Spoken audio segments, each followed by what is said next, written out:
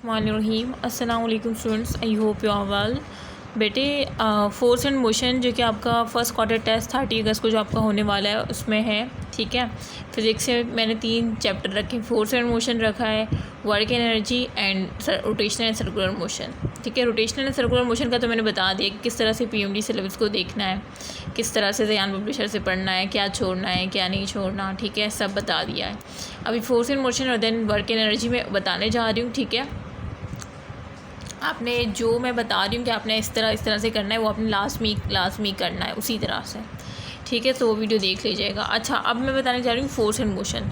तो बेटे force and motion में आपने पीएमडी सिलेबस खोला, सबसे पहले ज़यान पब्लिशर, अपने ज़यान पब्लिशर की बुक जो मैंने रिकमेंड की आपको फिज़िक्स के लिए, बेटा आप किसी भी प्रोविंस से हो, ये बेस्ट बुक है। आपने अपने सामने खोल ली और साथ में ही आपने मोबाइल में पीएमडी सिलेबस खोल लिया, ठीक है। अब इसमें सब टॉपिक भी है, लर्निंग ऑब्जेक्टिव भी है। सब टॉपिक से आपको समझ ना आए कि भाई क्या आएगा इसे, तो आप लर्निंग ऑब्जेक्टिव पढ़ लें, ठीक है। सो देखें डिस्प्लेसमेंट, अब डिस्प्लेसमेंट से वो क्या पूछ सकते हैं, डिस्प्लेसमेंट से वो आपसे ये पूछ सकते हैं कि डिस्प्लेसमेंट स्केलर क्वांटिटी है या वेक्टर क्वांटिटी है। तो आपको पता है कि डिस्प्लेसमेंट वेक्टर क्वांटिटी है, ठीक है। वो डिस्टेंस का पूछ सकते हैं, डिस्टेंस और डिस्प्लेसमेंट आपको घुमा सकते हैं, ठीक है। तो ये सब कुछ हो सकता है। और देखिए अब आपने क्या करना होगा, अब इन्होंने सिर्फ डिस्प्लेसमेंट दिया है, लेकिन यहाँ आपने डिस्टेंस का भी पढ़ना होगा, ठीक है। आपको पता है सारी चीज़ें डिस्टेंस से रिलेटेड, लेकिन एक रीड देनी है आपने। अच्छा, मैकेनिक्स क्या हो, आप फोर्स एंड मोशन पढ़ रहे हैं, तो इसका मतलब स्टडी ऑफ मोशन, जो कि मैकेनिक्स की ब्रांच है, मतलब मैकेनिक्स एक ब्रांच है साइंस की जिसमें हम स्टडी ऑफ मोशन पढ़ते हैं ऑब्जेक्ट की। अब इसकी फर्दर 2 टाइप्स है, काइनेमेटिक एंड डायनामिक। तो इसका भी पता होना चाहिए कि भाई काइनेमेटिक जो होती है वो विदाउट रेफरेंस ऑफ फोर्स हम स्टडी कर रहे होते हैं मोशन ऑफ ऑब्जेक्ट, जबकि डायनामिक में विद रेफरेंस करते हैं, ठीक है, विद रेफरेंस ऑफ फोर्स। अच्छा, उसके बाद डिस्टेंस का पढ़ लिया कि भाई ये स्केलर क्वांटिटी है, इसका ऐसा यूनिट सेम मीटर है जिसका डिस्प्लेसमेंट का है, लेकिन डिस्टेंस स्केलर क्वांटिटी है और डिस्प्लेसमेंट वेक्टर क्वांटिटी है। डिस्प्लेसमेंट शॉर्टर डिस्टेंस है between initial and final position, ठीक है। ये सारा कुछ आपने पढ़ लिया, ठीक है। उसके बाद आपने इधर ही इन्होंने एग्जाम्पल भी दी है, ठीक है। समझाने के बाद सब कुछ ट्रिक बताने के बाद इन्होंने एग्जाम्पल भी दी कि 5 पेपर इस तरह से आ सकता है। अच्छा, उसके बाद वेलोसिटी, सेकंड क्या है टॉपिक पीएमडी सिलेबस से, वेलोसिटी। अब जिस तरह से वेलोसिटी पूछा है तो साथ साथ आपने स्पीड का भी पढ़ लेना है। स्पीड क्या होता है कि डिस्टेंस जो कवर होता है पर यूनिट टाइम, वो स्पीड होता है, जबकि वेलोसिटी क्या है, rate of change of displacement, ठीक है। और स्पीड स्केलर क्वांटिटी है, जिस तरह से डिस्टेंस स्केलर क्वांटिटी था, और वेलोसिटी वेक्टर क्वांटिटी है, जिस तरह से डिस्प्लेसमेंट वेक्टर क्वांटिटी, ठीक है। अच्छा, उसके बाद एवरेज वेलोसिटी का ये फार्मूला है कि भाई टोटल डिस्प्लेसमेंट जितनी भी दी है आपने सबको प्लस करके, टोटल टाइम जितना भी दिया है उसको प्लस करके डिवाइड कर दिया टोटल डिस्प्लेसमेंट से, ठीक है। और एवरेज वेलोसिटी आपके पास निकल आएगी। अब इसके कुछ केसेस होते हैं 5 पेपर में, जब आप खोलेंगे ना तो वहाँ पे आपको दिया होगा कि मतलब वहाँ पे आपको ना जैसे ये क्वेश्चन दिया है, तो अब इसमें क्या है कि बॉडी ने कवर किया 100 मीटर डिस्प्लेसमेंट इन 4 सेकेंड, और उसके बाद क्या हुआ कि 200 मीटर डिस्प्लेसमेंट कवर किया 6 सेकंड में। अब वो पूछिए बेटे एवरेज वेलोसिटी बता दो, और आपको ऑप्शन दिए हैं। तो अब आपने देखना है कि भाई देखो पहले 100 मीटर किया था 4 सेकंड में, उसके बाद 200 मीटर किया था 6 सेकंड में, मतलब डिफरेंट डिस्प्लेसमेंट और डिफरेंट टाइम आपको गिवन है। तो देन कब कौन सा फार्मूला यूज़ होगा, तो देखें when different displacement time are given, तो ये वाला कि D1 + D2 100 + 200 डिवाइड बाय 4 + 6 और डिवाइड करके आपको बस एवरेज वेलोसिटी निकल आएगी, ठीक है। तो ये एक केस हो गया। इसी तरह से आपने सारे केसेस पढ़ने हैं कि जब डिफरेंट वेलोसिटी और टाइम गिवन हो तब कौन सा लगना है, और जब डिफरेंट इंटरवल्स, ठीक है, और साथ साथ एग्जाम्पल भी दी है, ठीक है। When different velocities and displacement given तो कौन सा लगना है, और साथ साथ वहाँ मैं कह रही हूँ कि बेसिक मैथमेटिक्स आपको आनी चाहिए, क्योंकि बहुत से बच्चों को यही नहीं पता होता कि माइनस प्लस माइनस होता है, माइनस माइनस प्लस होता है। उनको मतलब पढ़ा तो सब कुछ है, लेकिन देखें मतलब फिजिक्स और केमिस्ट्री के लिए आपको बेसिक मैथमेटिक्स आनी चाहिए। और मैं कुछ शॉर्ट वीडियो बना लूँगी इस पर, जिस पे बेसिक चीज़ें मैं आपको बता दूँगी, जिसमें मोस्टली मेडिकल स्टूडेंट जो होते हैं वो गड़बड़ी कर ही देते हैं, और जिससे फिर आंसर सही नहीं आता ना, यही मसला है।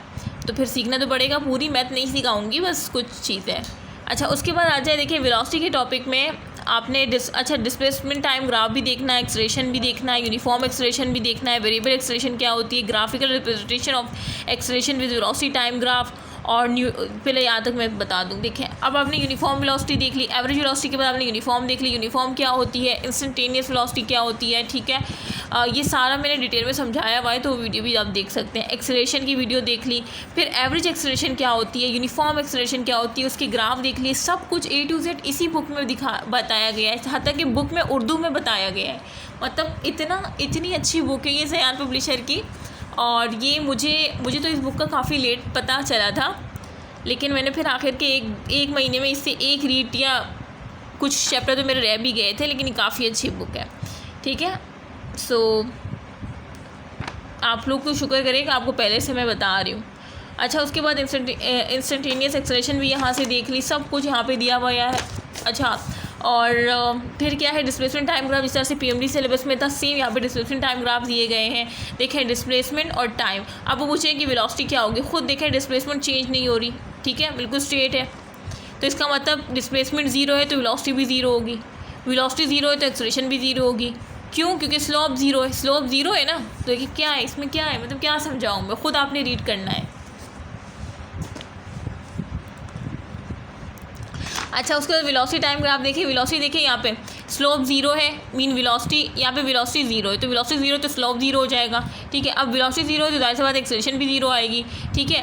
अब वेलोसिटी यहाँ पे ज़ीरो का मतलब क्या है, मतलब वेलोसिटी ज़ीरो क्या मतलब, velocity change in velocity zero है, चेंज इन वेलोसिटी चेंज नहीं हो रही ना। अगर चेंज होती तो ग्राफ इस तरह से था ना, इस तरह से बढ़ता रहता, लेकिन ये क्या है, बिल्कुल स्ट्रेट है कि चेंज इन वेलोसिटी ज़ीरो है, तो इसका मतलब वेलोसिटी क्या है, कांस्टेंट है, ठीक है। देखिए, एक्सेलरेशन क्या होता है, change in velocity upon time. तो चेंज इन वेलोसिटी जब ज़ीरो होगा तो दैट एक्सेलरेशन भी ज़ीरो है। अच्छा, बाकी ये सब कुछ देख लें, बहुत ईजी है सब कुछ, मतलब एक ऐसे है कि कोई टीचर आपको पढ़ा रहा है। फिज़िक्स मोस्टली ना बच्चों को सही नहीं पढ़ाई जाती, मतलब हम भी, मतलब स्कूल के टाइम में और फिर कॉलेज के टाइम में, कॉलेज का तो पूछे ही नहीं हाल बुरा होता है गवर्नमेंट कॉलेज का, जबकि मेरा जो टॉप कॉलेज था, लेकिन बेटे टॉप कॉलेज का भी नाम ही होता है, लेकिन बाकी कॉलेज से काफ़ी बेहतर होते हैं जो ये नीचे वाले कॉलेज होते हैं ना। तो टॉप कॉलेज काफ़ी सेंट लॉरेंस अच्छा था बाकी के मुकाबले में, लेकिन फिर भी इतना कुछ खास नहीं था।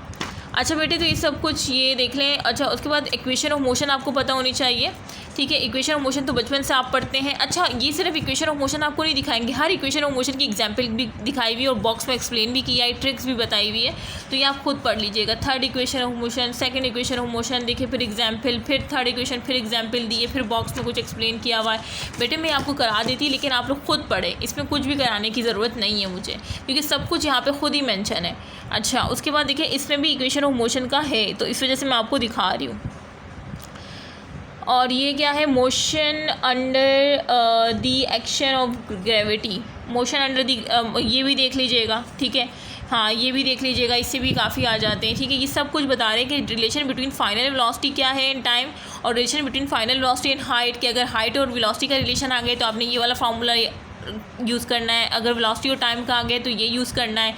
फिर एग्जाम्पल भी दी हुई है, सब कुछ मतलब दिया हुआ है, बस आपने पढ़ लेना है एक दफ़ा, ठीक है। ये भी सारी चीज़ें। अच्छा बेटे, अब देखिए distance covered in time t, जब आपको सिर्फ टाइम दिया हो, ठीक है, तब आपने ये वाला फार्मूला, मतलब सिर्फ टाइम दिया, उसका मतलब 3 सेकंड दिए, ठीक है, कि distance covered by free falling body in 3 second, तब आपने सिंपल ये वाला फार्मूला यूज़ करना है। फ्री फॉलिंग बॉडी है ना, तो इनिशियल वेलोसिटी तो ज़ीरो होगी, तो जब इनिशियल वेलोसिटी ज़ीरो हो जाएगी तो बचा क्या, 1/2 AT², मतलब यहाँ पे ग्रेविटी की बात हो तो GT², ए की जगह G, ठीक है। तो अगर वो कहें कि n सेकेंड मतलब थर्ड सेकेंड, इस तरह से n third second, fourth second, इस तरह से दिया हो ना, फिर ये वाला फार्मूला यूज़ होगा। 10n - 5, मतलब n कितनी क्या दिया है, 3 दिया है, तो 10 3 को मल्टीप्लाई करें -5 का 20 मीटर आ जाएगा। ये ट्रिक्स ये याद रख लीजिएगा, ये पास पेपर में आए में। अच्छा, तो ये बाकी ये सब आप खुद ही पढ़ लीजिएगा, ठीक है।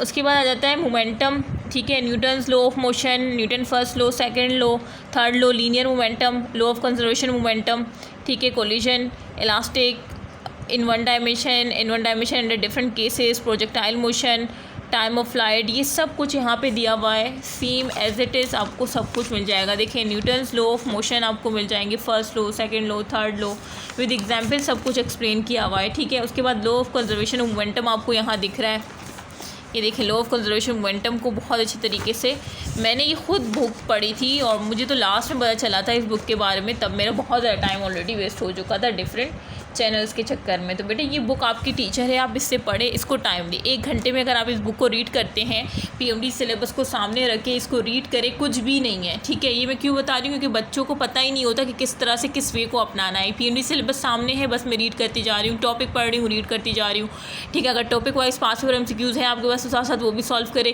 फिर क्या होता है, एक इंटरेस्ट डेवलप हो जाता है कि हाँ भाई हम सही डायरेक्शन में। और मैंने एक बुक शेयर की थी रेड कलर की ना, नाम तो याद नहीं है, लेकिन उस पर लिखा था UHS FMDC एंड नम्स। अब सिंध वाले बोल रहे होंगे कि मैम ये तो पंजाब वालों की है, तो बेटे सेम कॉन्सेप्ट होता है हर जगह। आप लोग टॉपिक वाइज सॉल्व करें। अगर टॉपिक वाइज में कोई एमसीक्यूज़ ऐसा आता है कि आप कहें कि भाई ये तो हमारे से नहीं है, हमारे सिलेबस है, तो सिंपल उसको कट करके आगे बढ़ें। आपने तो अपने आप को चेक करना है ना, अपने लेवल को चेक करना है, तो बस चेक करते रहें और सॉल्व करते रहें, ठीक है। इलास्टिक कोलिजन देख लें, उसके बाद इलास्टिक कोलिजन में ये सारे केसेस है, केस 1 केस 2 के, जब बिफोर कोलिजन आफ्टर कोलिजन में बॉडी इक्वल मासेस होते हैं, जब एक बड़ा मास होता है एक छोटा मास होता है, वेलोसिटी एक कांस्टेंट होती है दूसरी बड़ी, तो ये सारे वो केसेस आप खुद ही पढ़ लीजिएगा, आप पहले भी पढ़ चुके हैं। Force due to water flow, ये अगर ना भी करे तो खैर है, ठीक है। प्रोजेक्टाइल मोशन देख लें, प्रोजेक्टाइल मोशन के सारे केसेस, ठीक है। हॉरिजॉन्टल मोशन क्या होती है, वर्टिकल मोशन क्या होती है, सब कुछ यहाँ पे एक्सप्लेन है, ठीक है। आप खुद पढ़ें तो हो जाएगा टॉपिक वाइज। मैक्सिमम हाइट ठीक है, और हॉरिजॉन्टल रेंज देख लें, ठीक है। और इसमें कुछ ऐसा तो बताने को नहीं है। बाकी आखिर की डेफिनेशन आप छोड़ना चाहे तो छोड़ सकते हैं, ठीक है। काफ़ी बड़ा चैप्टर है, वैसे ये पढ़ने में क्या होगा, 2 तो लाइन है, ठीक है, इसको भी पढ़ लें। बस ये हो गया, फोर्स एंड मोशन आपका कवर हो गया, ठीक है। तो फोर्स एंड मोशन का मैंने बता दिया। अब जब आपने ज़ैन पब्लिशर से रीड कर ली, पास पेपर सॉल्व कर लेने आपने, टॉपिक वाइज चैप्टर वाइज जिस तरह से भी हो। सिंध वाले जो है मेडिटोरियस के नाम से सर्च करें, चैप्टर वाइज उनको मिल जाएंगे। बस उसमें जो है ना 21, 22 और 23 का नहीं मिलेगा, तो वो 21, 22, 23 तो वो आखिर में भी ईयर वाइज से को भी सॉल्व कर लेंगे, लेकिन फ़िलहाल मेडिटोरियस की लाजमी सॉल्व करें। बाकी UHS वो पंजाब वाले वही बुक जो मैंने ग्रुप पे शेयर की थी ना, जिसमें UHS FMDC और नम्स मेंशन था, उसमें पता है टॉपिक वाइज मेंशन है और वो काफ़ी अच्छी बुक है। अच्छा, उससे बच्चे क्यों डर जाते हैं कि वो कहते हैं जो सिंध वाले होते हैं ना, ये जो UHS दे रहे होते हैं, वो कहते हैं हमने तो नम्स नहीं देना, तो हम क्यों देखें। तो बेटे वो बुक ऐसी है ना कि हर टॉपिक, एक छोटा सा सेल का टॉपिक भी है ना, तो उसमें से भी पास पेपर के 3 MCQs निकाले